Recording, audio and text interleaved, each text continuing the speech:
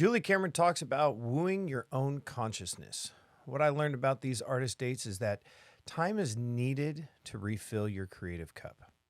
The clock ticks every day with deadlines and appointments that must be met to pay the bills. We must be intentional in getting away from the hustle and bustle to unlock the creative fountain. This can mean just stopping to live in the moment when life is telling you you don't have time. Before finding Full Sail, I was stuck in a creative rut. I had returned to what I knew how to do, and that was go to work, be on time, and put in as many hours as they would let me. At the end of every week, I would get a paycheck, but there was no more energy to be creative and find solutions to the real problems. When you allow yourself to step back and reflect, solutions present themselves. That could be a complete 180 degrees from the direction you're heading. My first artist date was at Epcot for the Festival of the Arts on February 1st. I walked around and looked at the art like I was in an art gallery. My wife has teased me for a long time about my criticism of art.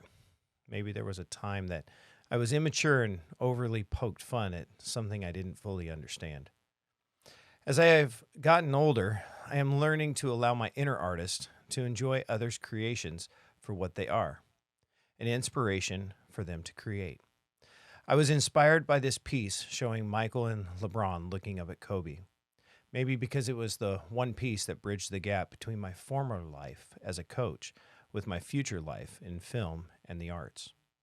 I love seeing the many personalities that come out in the art as I make my way around the park. My second artist date was at Hollywood Studios in Galaxy's Edge on February 10th. Each time I walk into Galaxy's Edge, I'm reminded of the first time seeing the Millennium Falcon. As a huge Star Wars fan, I was finally able to live in this world and feel like I was a part of the story. How cool is it to finally be able to walk through the halls of the Falcon and sit in the seats that Han and Chewie sat? My third artist date was back at Epcot for Harmonious on February 17th. Almost a year and a half ago, I saw Harmonious for the first time and was utterly disappointed, to the point that I have not gone back to put myself through that again. With the closing of the show looming, I decided to give it one more chance from a different perspective. The creativity that went into this production is outstanding. From Merida's hair streaming across all the barges to the pyrotechnics synced perfectly to the score. I appreciate and have a new appreciation for the show. I hold true to my initial evaluation, though, that this show was all about perspective. A bonus artist date and salute to completing script production and analysis was at Disney Springs on February 20th. As a bonus date and possibly a continuation of this newfound habit, I found myself in Disney Springs taking a moment to have a drink and listen to the patrons talk about their experiences while on vacation at Disney and their real lives back at home. I am inspired to hear the different stories of people that lead them all together in this one place. Disney and other theme parks are a huge part of my life, and for this last very busy month, I incorporated them into my artist date out of necessity.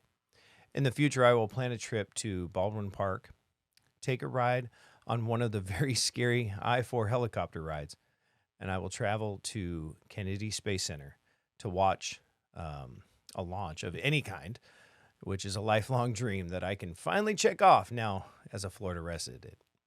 Artist dates will now and forever be a part of my regular routine to keep the creativity coming.